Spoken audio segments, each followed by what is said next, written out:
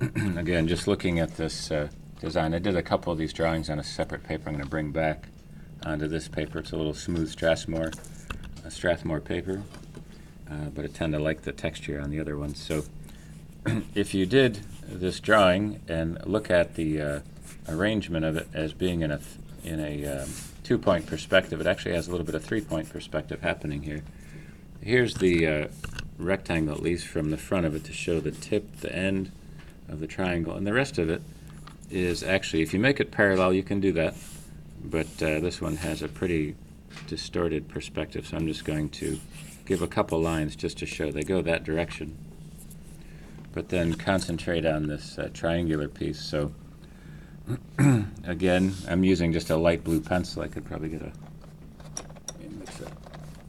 one that you can see, for heaven's sake. I'll do a little bit darker. So this is just the rectangular shape right here, square shape, sorry, in perspective, and just trying to find the center, crossing the diagonal. That's the center, and taking that vertically up. So that's going to be the top of this end of this scale. So here's the scale itself. That's going to be that triangular shape at the top, and exaggerating the section there. And I tend to like to use these templates just to help out. And when you take a look at it, I'm just going to put a circular shape in there to build off of, so when these rotate, it'll be along this line. So let me just show you what I mean by doing so. Depending on how you look at it, it'll give me a little bit, at least an isometric beginning. So there's this circular part. I'll put a little bit of dots where the center lines are going to be, because when I look at the end of this plastic ruler, there is kind of a circular shape that they could all touch on, just to be equal distances from the center point to help out. So I'm just going to make this corner here, and it'll exaggerate the form right away. You don't have to force it, but that gives you that section. And then it has a little bit of a crease in there.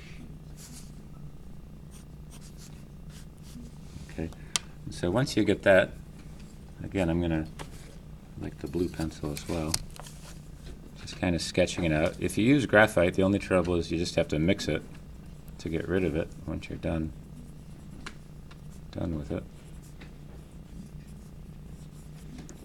So just exaggerating this, and I'm just going to take a darker brown. Just use a brown pencil here. Since I know I can mix the pencil, it's not going to hurt, so I'm going to just go with a dark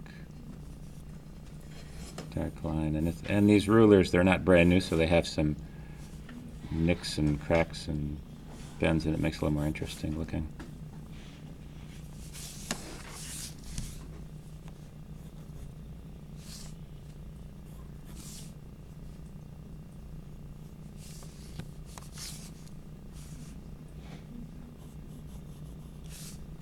So that's this part.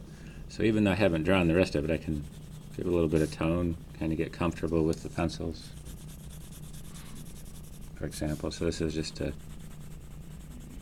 base coat of brown, but I do have other colors, yellow, I can mix in depending on what your color spectrum is. I got 2 sets of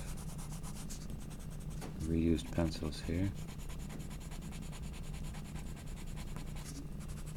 and that's where it's going to blend in. I'm using a little bit of this gray. So the idea is you're trying to get the local color, but also you want to get comfortable mixing this. It's not necessarily paint, but it's just the layering of these pencils to build this up.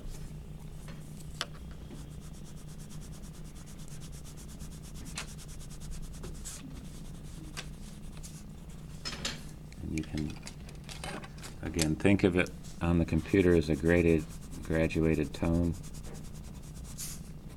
And building that up. So kind of overdid that piece for the starter, but that's the end of it. And then just trying to take a look at how far in the distance this is going. So I'm going to just kind of line this up. And you could actually put a vanishing point way off of there. I'm just going to estimate it here.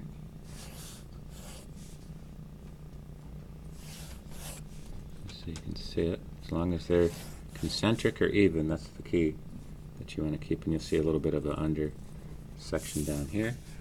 And you're trying to transpose this shape way down here. So if this is going this direction, either be parallel or taper it, because that's going to be in a 3-point vanishing point. And there it is. So once I have it, I'll just heavy it up just a little bit.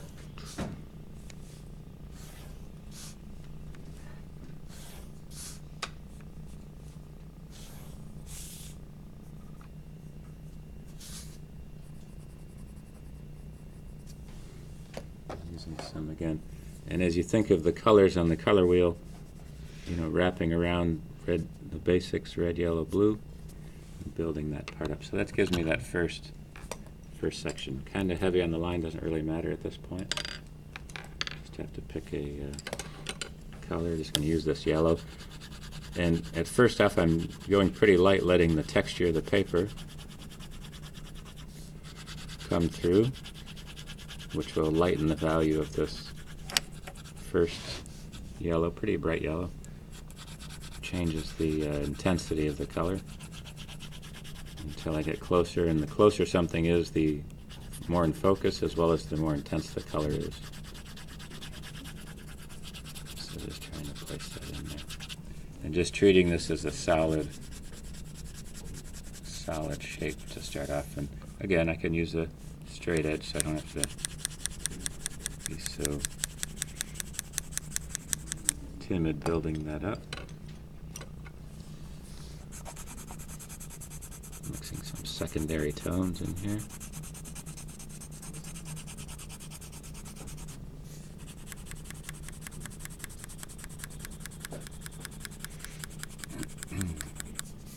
So again, trying to think of it like painting. And that color, you can see it kind of gives the tone. And whatever color I laid down there first,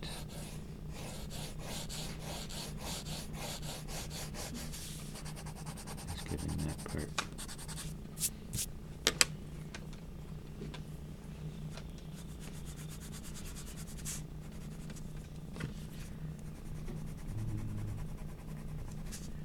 And hopefully you'll see you can build up the surface, kind of pushing it around.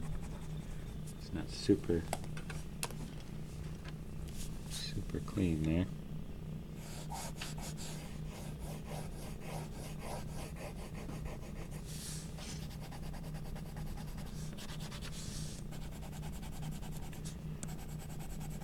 And try to experiment with the colors as you mix them to build that part up.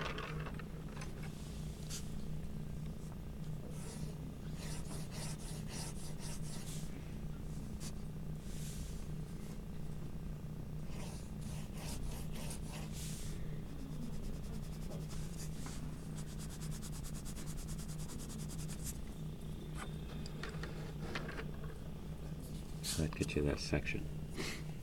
And then, like I said, with the pen, there is a way to measure this out, but I'm just going to give you an example of it here first, see if I can do it myself. Here's the unit of measure with these inches that has a longer line coming down. So trying to draw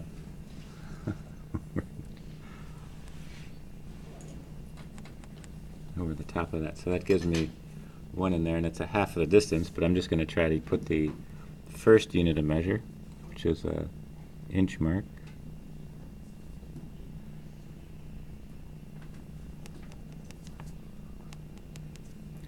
And they have to get smaller. Now, you can do this. You can transpose this. For example, if you can see the top and bottom of these, it gets a little tricky, but if you cross the diagonals to the center, it sends a line. We haven't actually done it. We'll try it a different drawing. We'll just try to put them spaces get a little bit smaller as they go in the distance.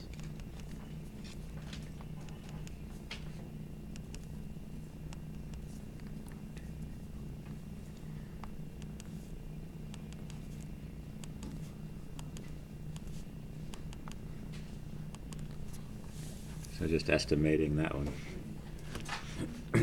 And within it, there's a series of marks. So if you're pretty accurate with the first one, the rest will be good. I'm trying to go half that distance.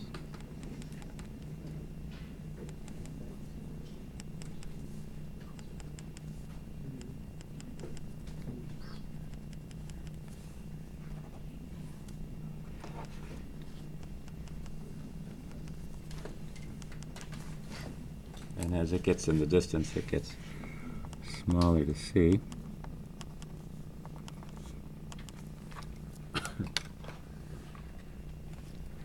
And then for the final one, you have 4 of them inside of there.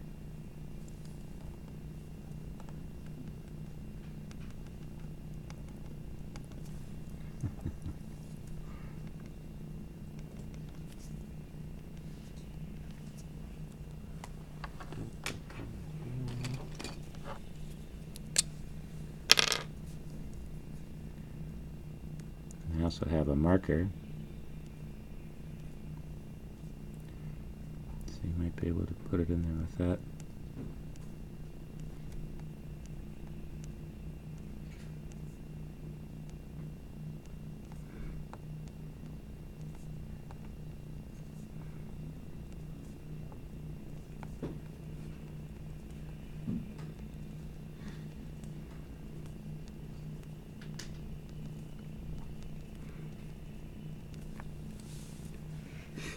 So it goes in the distance, getting just a little bit smaller. And then for the numbers, I'm just going to use this straight edge again here.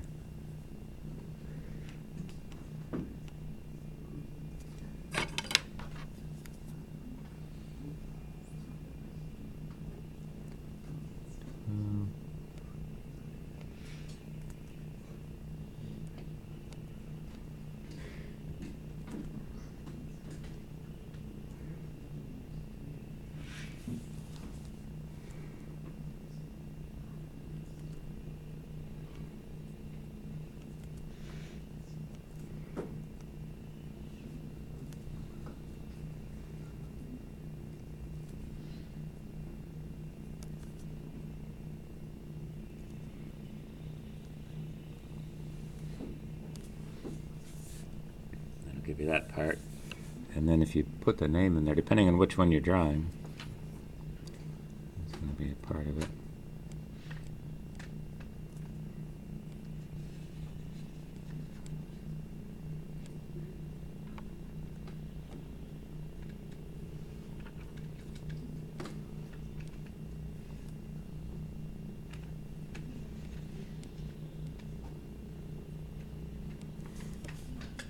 Build that up.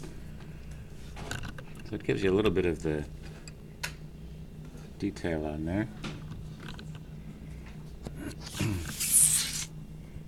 doing the same on the other side.